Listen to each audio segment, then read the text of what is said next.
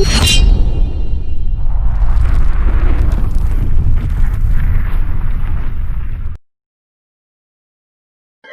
لله نحمده ونستعينه ونستغفره ونعوذ بالله من شرور أنفسنا وسيئات أعمالنا من يهده الله فلا مضل له ومن يضلل فلا هادي له وأشهد أن لا إله إلا الله وحده لا شريك له وأشهد أن محمدا عبده ورسوله أما بعد فإن خير الحديث كتاب الله وخير الهدي هدي محمد صلى الله عليه وسلم وشر الأمور محدثاتها وكل محدثة بدعة وكل بدعة ضلالة وكل ضلالة في النار.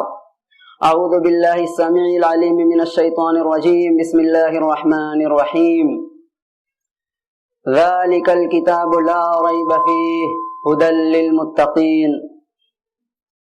تمام تعریف صرف اللہ تبارک و تعالیٰ کے لیے لائق و زیبا ہے. درود و سلام نازل ہو اللہ کے تمام فرشتوں پر، تمام نبیوں اور رسولوں پر، خاص طور سے آخری نبی محمد صلی اللہ علیہ وسلم پر. محترم حضرات، ابھی میں نے جو آیت پڑھی سورہ بقرہ کی دوسری آیت کہ ذالک الکتاب لا ریب فیہ، اللہ تبارک و تعالیٰ نے قرآن کریم کے متعلق فرمایا کہ یہ ایسی کتاب ہے کہ اس میں کوئی بھی شک نہیں ہے، کسی بھی طرح کا شک نہیں ہے. ھدی للمتقین، اور متقیوں کے لیے یہ ہدایت ہے. کب ہے؟ جب قرآن کریم کو پڑھا جائے. اس لیے کہ اللہ تبارک و تعالیٰ نے قرآن کو نازل کیا تو اس کا سب سے پہلا حق یہ ہے کہ قرآن پر ایمان لایا جائے. دوسرا حق یہ ہے کہ قرآن کریم کو پڑھا جائے، سمجھ کر پڑھا جائے.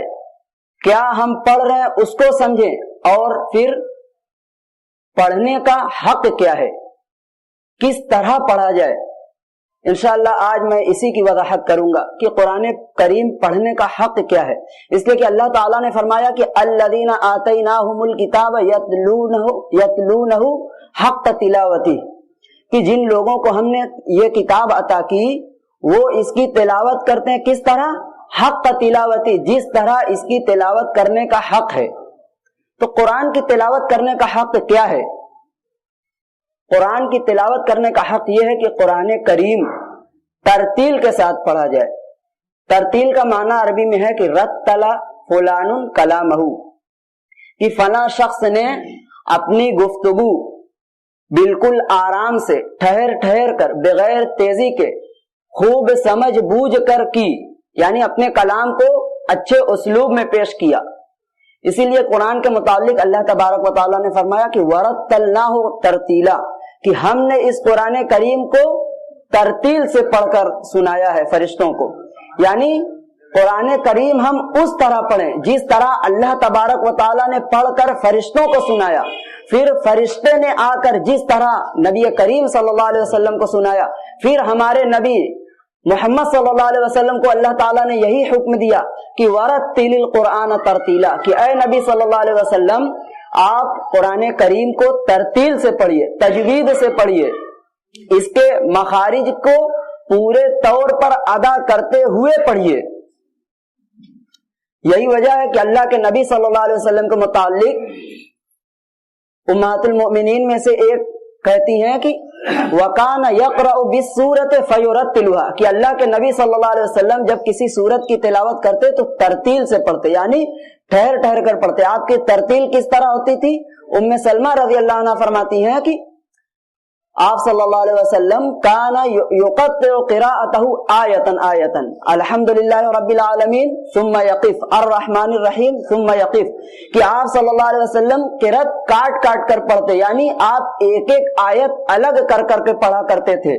الحمدللہ رب العالمین پڑھتے، پھر اس کے بعد آپ صلی اللہ علیہ وسلم ٹھہر جاتے، پھر الرحمن الرحیم پڑھتے، ثم یقف، پھر آپ صلی اللہ علیہ وسلم ٹھہر جاتے. یہ آپ صلی اللہ علیہ وسلم کی تلاوت کرنے کا طریقہ تھا کہ ایک حرف بالکل واضح ہوا کرتا تھا کہ آپ صلی اللہ علیہ وسلم کون سا حرف ادا کر رہے ہیں، اس کا کیا معنی ہے، وہ سننے والے بخوبی سمجھ لیا کرتے تھے. یہ تلاوت کرنے کا انداز ہے قرآن کریم کو کہ کوئی بھی حرف کا ہیر پھیر نہ ہونے پائے. صحابہ کرام کا معاملہ یہی تھا کہ وہ ہر چیز میں اللہ کے نبی صلی اللہ علیہ وسلم کی نقالی کیا کرتے تھے، اس لیے کہ آپ صلی اللہ علیہ وسلم پوری دنیا کے لیے اسوہ بنا کر بھیجے گئے۔ تو حضرت عبداللہ بن عباس رضی اللہ عنہ کہہ رہے ہیں قرآن کی ترتیل کے سلسلے میں الا ان اقرأ سورۃ ارتلها احب الی من ان اقرأ القرآن کلہ، کہ قرآن کی کسی ایک سورت کو ترتیل کے ساتھ پڑھنا، تجوید کے ساتھ پڑھنا، اس کے پورے مخارج کی اچھی طرح سے ادائیگی کے ساتھ پڑھنا، یہ میرے نزدیک پورا قرآن بغیر ترتیل سے پڑھنے سے بہتر ہے کہ میں صرف ایک سورہ پڑھوں لیکن تجوید سے پڑھوں، ترتیل سے پڑھوں۔ اسی لیے علامہ ابن الجزری نے اپنی کتاب المقدمۃ الجزریہ میں لکھا ہے کہ والأخذ بالتجوید حتم لازم، کہ تجوید کا سیکھنا، قرآن کریم کو پڑھنے کا طریقہ معلوم کرنا، اس کے مخارج کی ادائیگی زبان سے کرنا اور اس کی مشق کرنا، یہ ہر شخص پر واجب ہے۔ من لم یجود القرآن آثم، کہتے ہیں کہ جو شخص قرآن کو تجوید سے نہ پڑھے، ترتیل سے نہیں پڑھتا، تو وہ گناہگار ہے۔ کیوں گناہگار ہے؟ لِأَنَّهُ بِهِ الْإِلَٰهُ أَنزَلَ، اس لیے کہ اللہ رب العالمین نے قرآن کریم کو اسی طرح نازل کیا، ترتیل کے ساتھ، اس لیے کہ خود اللہ نے کہا کہ ہم نے اس قرآن کو ترتیل کے ساتھ پڑھ کر سنایا۔ پھر اسی طرح ہمارے نبی محمد صلی اللہ علیہ وسلم نے بھی پڑھ کر سنایا۔ تو قرآن کریم کو کوئی شخص اگر ترتیل تجوید کا اہتمام کرتے ہوئے نہیں پڑھ رہا ہے، کیوں وہ گناہگار ہوگا؟ آئیے اس کی وضاحت کر دیں کہ قرآن کریم عربی زبان ایک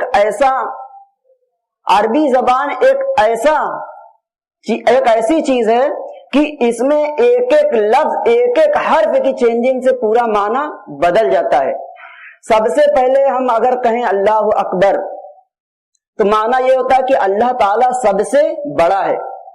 اب اسی اکبر میں جو کاف ہے، یہ چھوٹا کاف جسے ہم لوگ بولتے ہیں جو بغیر نقطے کا ہوتا ہے، یہ ہے اکبر، لیکن اب اسی کو بڑا کاف جسے ہم بولتے ہیں 2 نقطے والا، وہ گلے سے نکلتا ہے قاف، کہہ دیں اللہ اکبر تو معنی یہ ہو جائے گا اللہ سب سے بڑا ہے کی جگہ ہو جائے گا کہ اللہ تعالیٰ نے قبر کھودی۔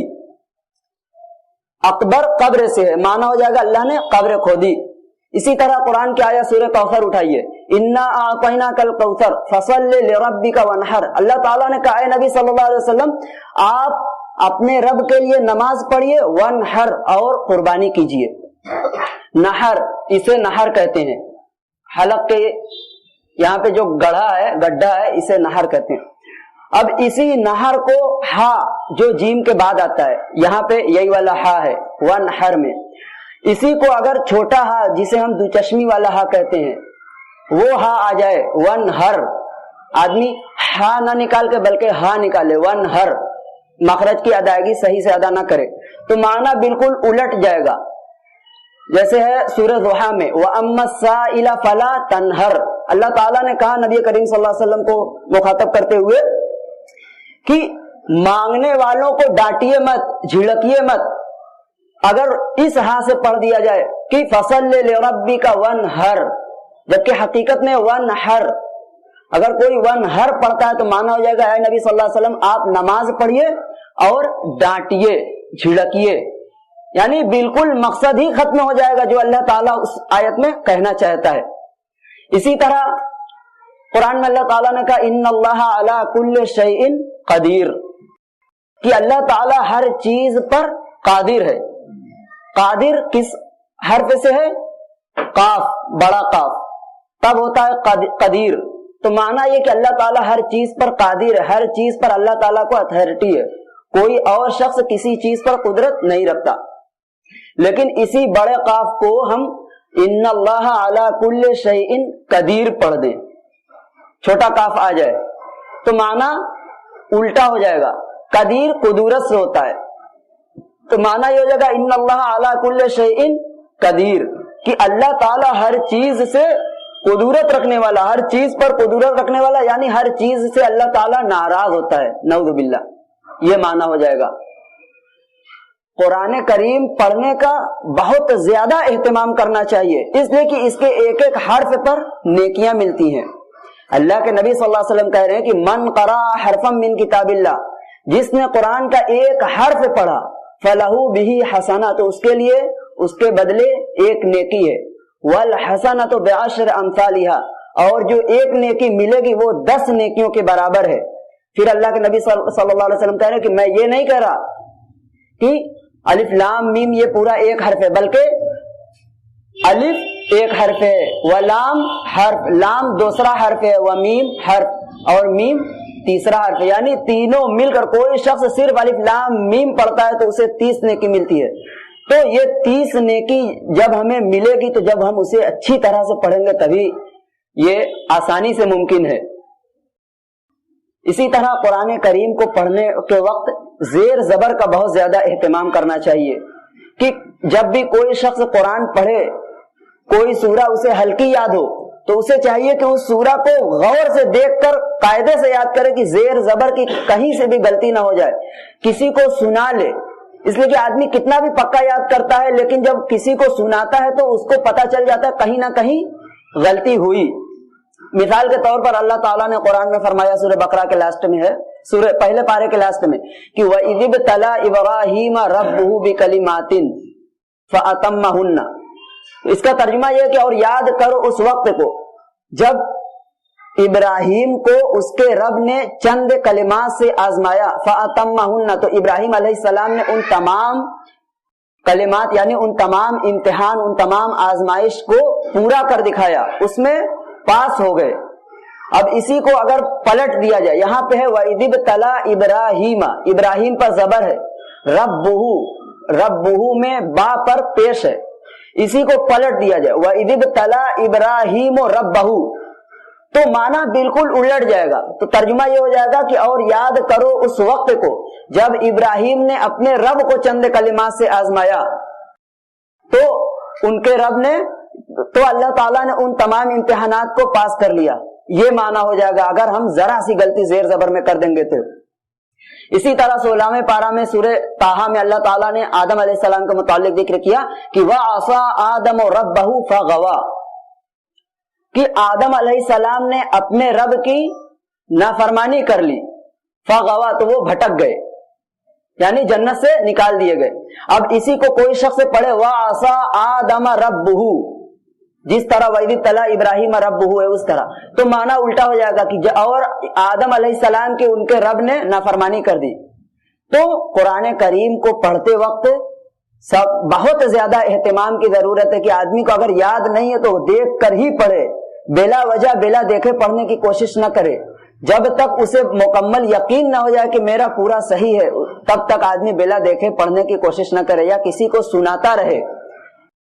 یہ چند باتیں تھی قرآن کریم کے تعلق سے جو میں نے آپ کے سامنے پیش کی۔ اللہ تعالیٰ سے دعا ہے کہ ہمیں اور آپ سب کو قرآن کریم کی اہمیت کو سمجھنے کی توفیق دے اور اس کی تلاوت کا کیا حق ہے ہمیں اس کو ادا کرنے کی توفیق دے، ساتھ ہی ساتھ قرآن کریم پر مکمل طریقے سے عمل پیرا ہونے کی توفیق دے۔ آمین۔ وآخر دعوانا ان الحمد للہ رب العالمین۔